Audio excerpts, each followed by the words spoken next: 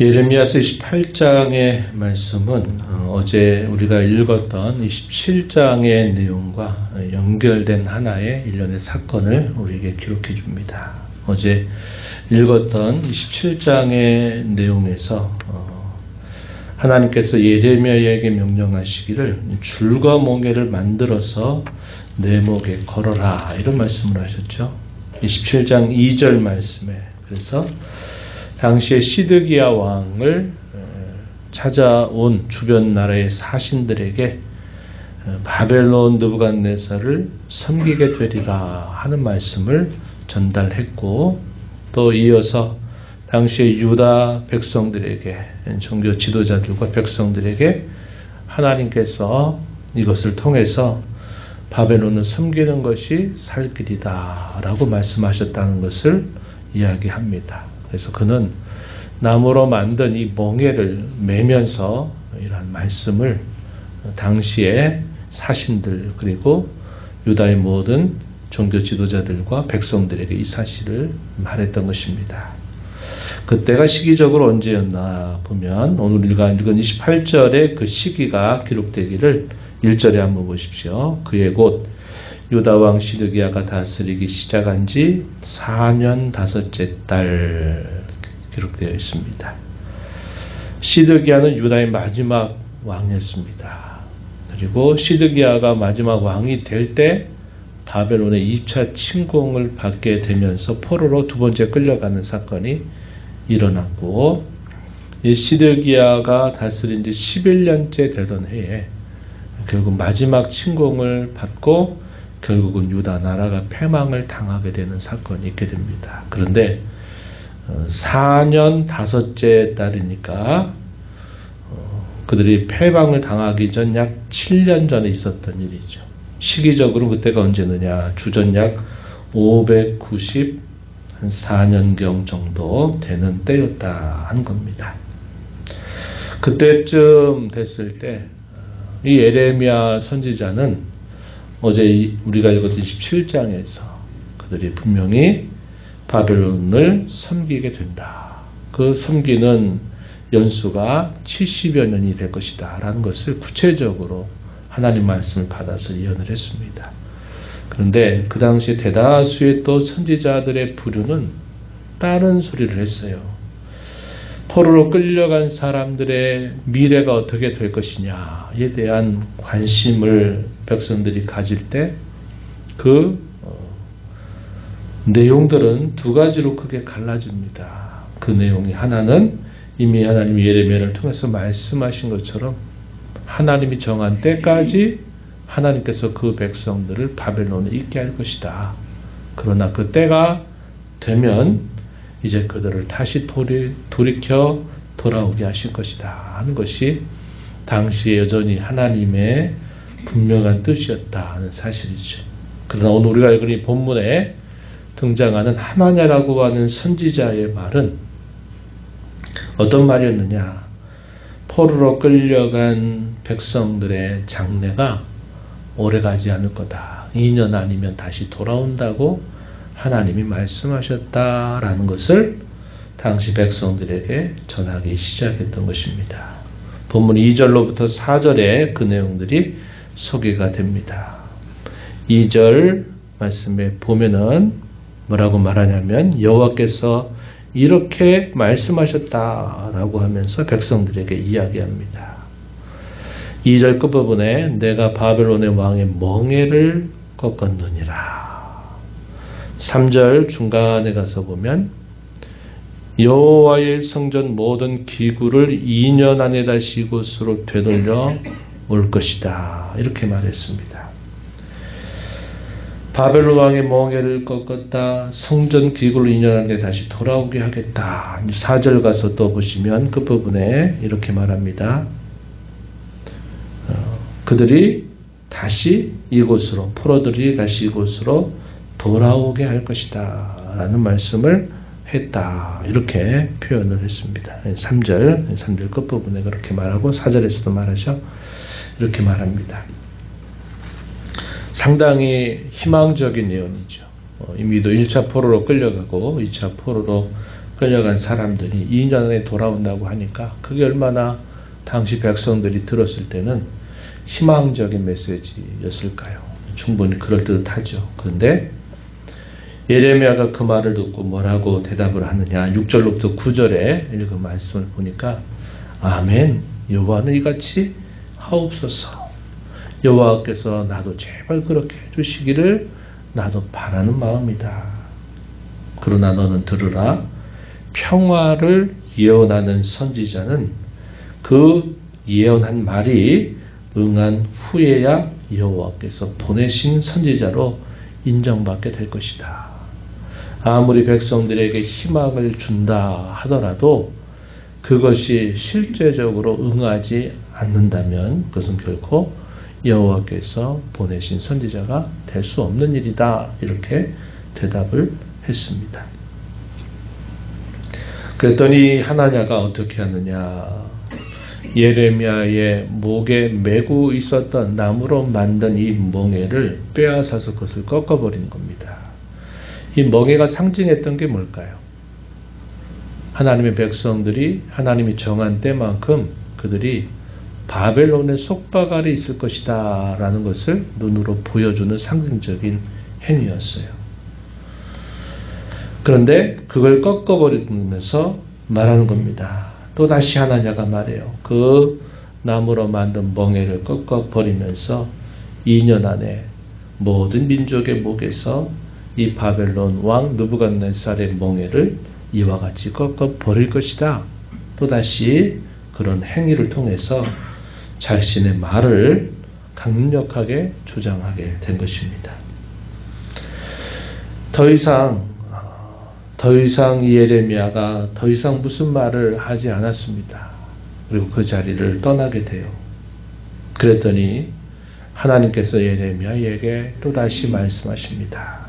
뭐라고 말씀하시냐. 너는 가서 하나냐에게 이 말을 전해라. 그러면서 말씀하시는데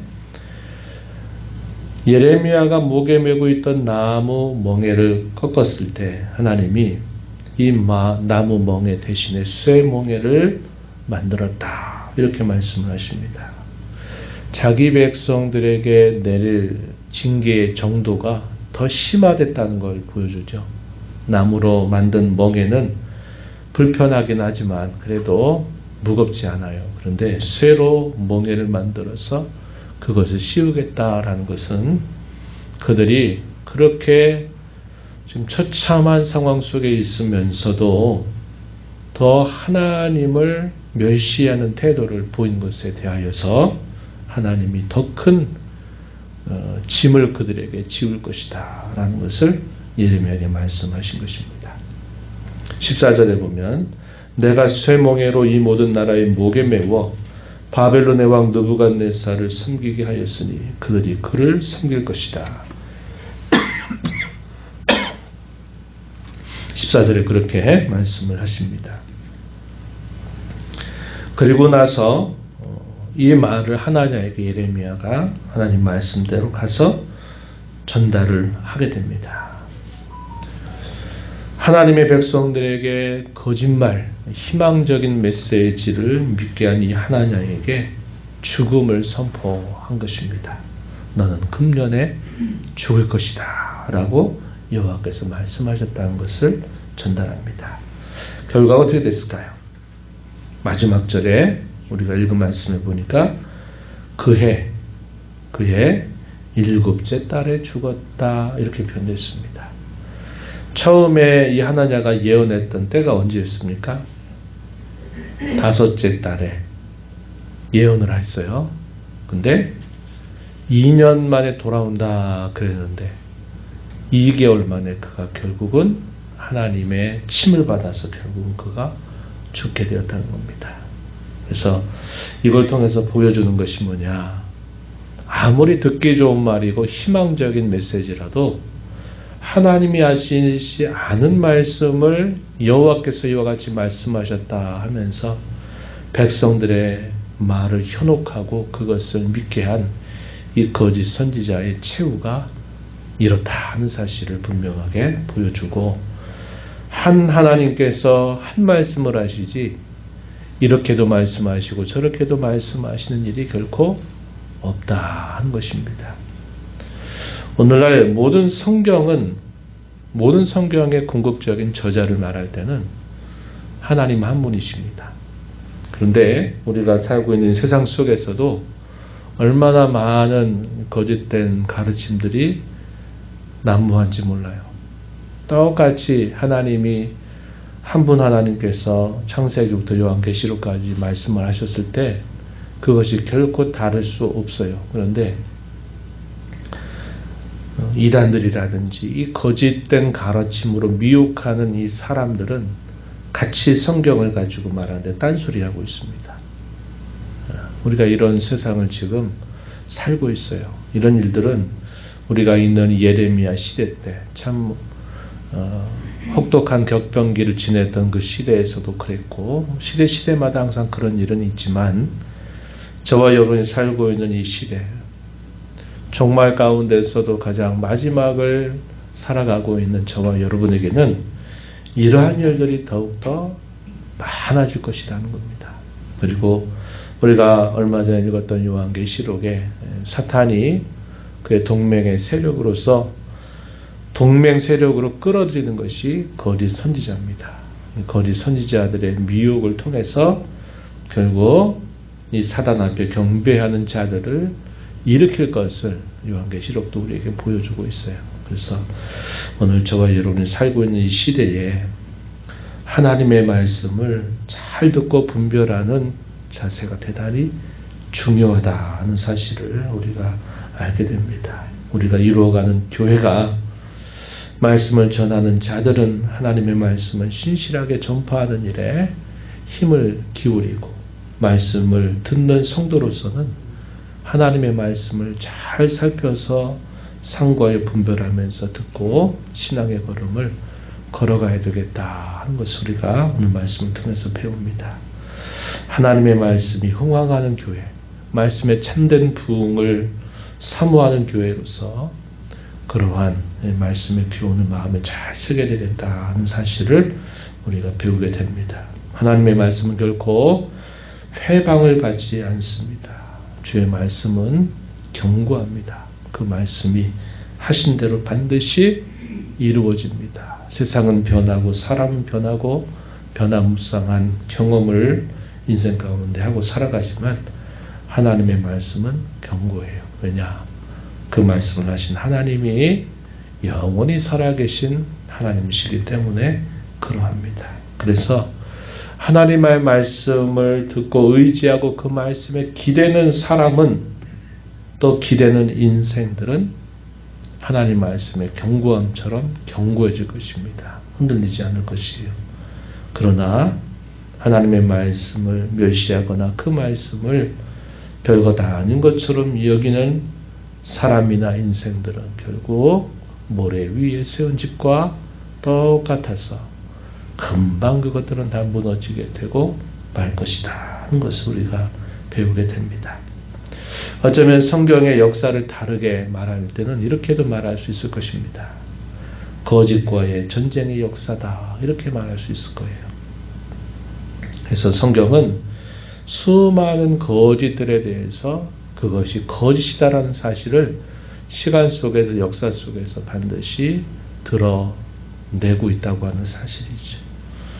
성경이 참된 진실을 우리에게 말해주고 있고 그 성경을 믿고 살아가는 성도된 저와 여러분의 삶 또한 거짓을 늘 버리도록 힘을 기울이고 진실하게 살아야 되고 저와 여러분의 말과 행실과 삶이 하나님의 말씀이 진실이구나 하는 것을 보여줄 줄 아는 자로 살아가도록 힘써야 한다는 겁니다.